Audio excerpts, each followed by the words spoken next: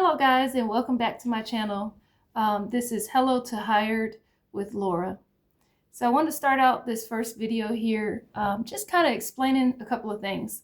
When we're looking for a new job, are we looking for a new job for the right reasons?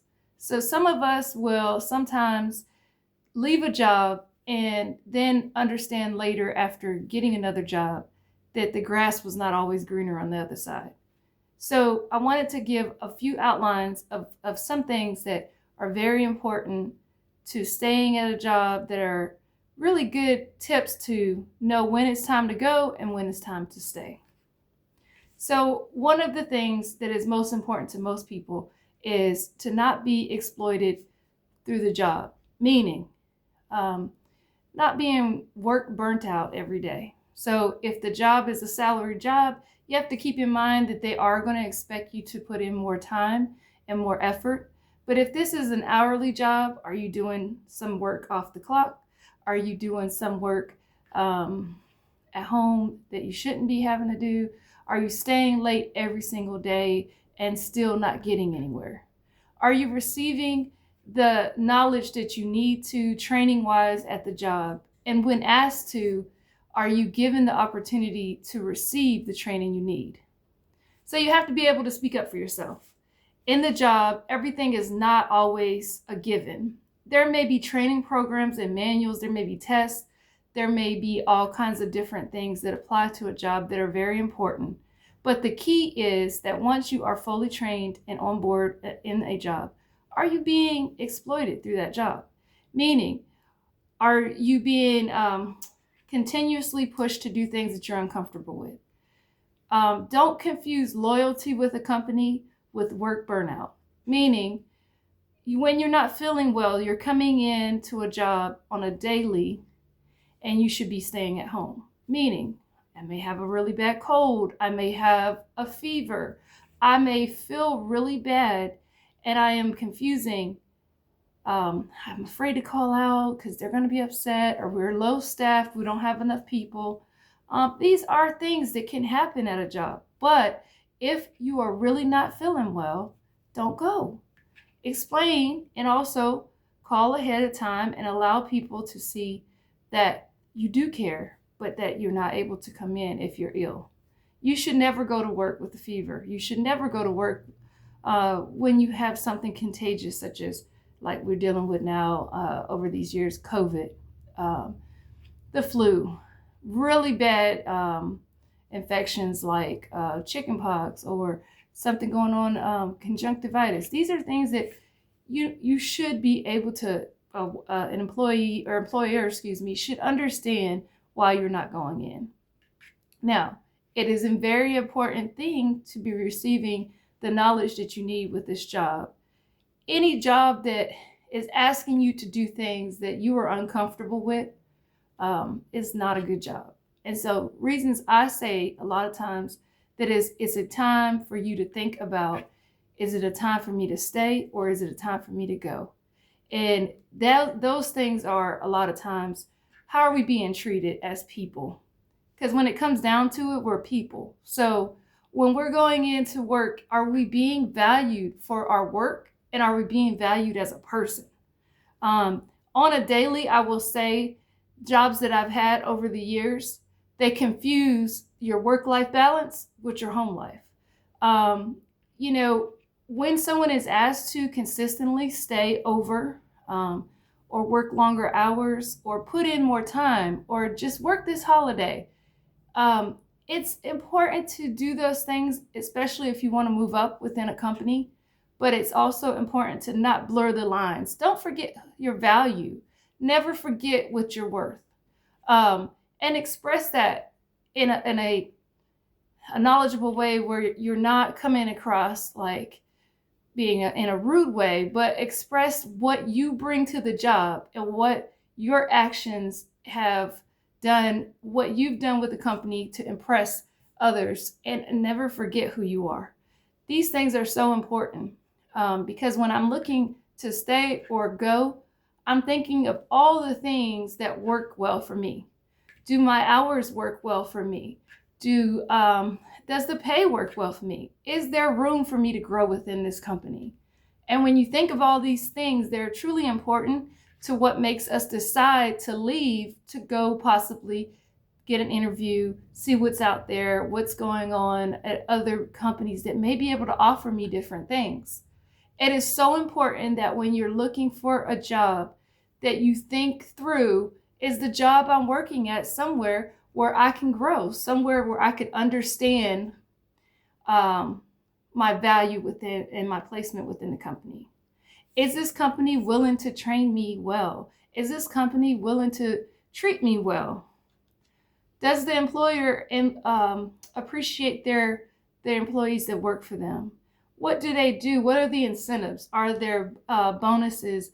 Are there incentives like that? Or what do they do? Do they also, a lot of times, jobs that you may get while in college could also, or in high school, could lead to better opportunities that may afford you to scholarships and things like that that would help enhance your life.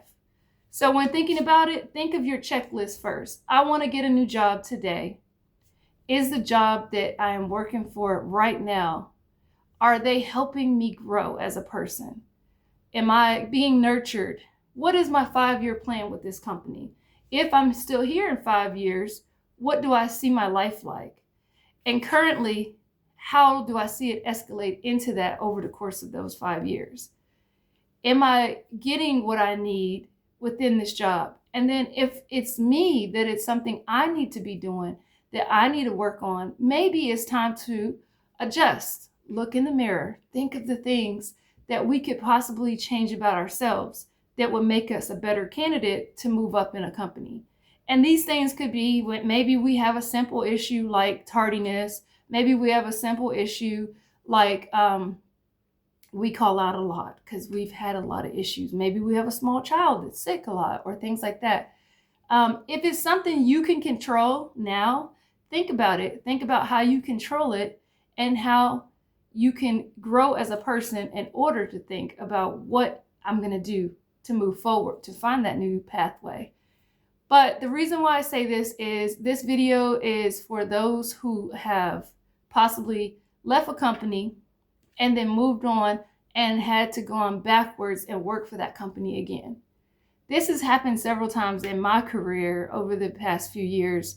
Not myself, I've never had to go backwards, but I have seen a lot of people who return to the job and possibly, they've worked somewhere else for a little while and they've noticed that it's not gotten any easier. Maybe the team is not does not work together, or maybe the management does not nurture them in a way that allows them to grow. So in light of things, what you're looking at is take that little sheet of paper, old school style, and on one side, write your pros. What are things that are making me want to stay at the job I'm currently at?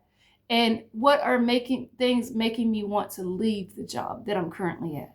And if your pros outweigh your cons, then maybe it's time to stick with the job that you're with.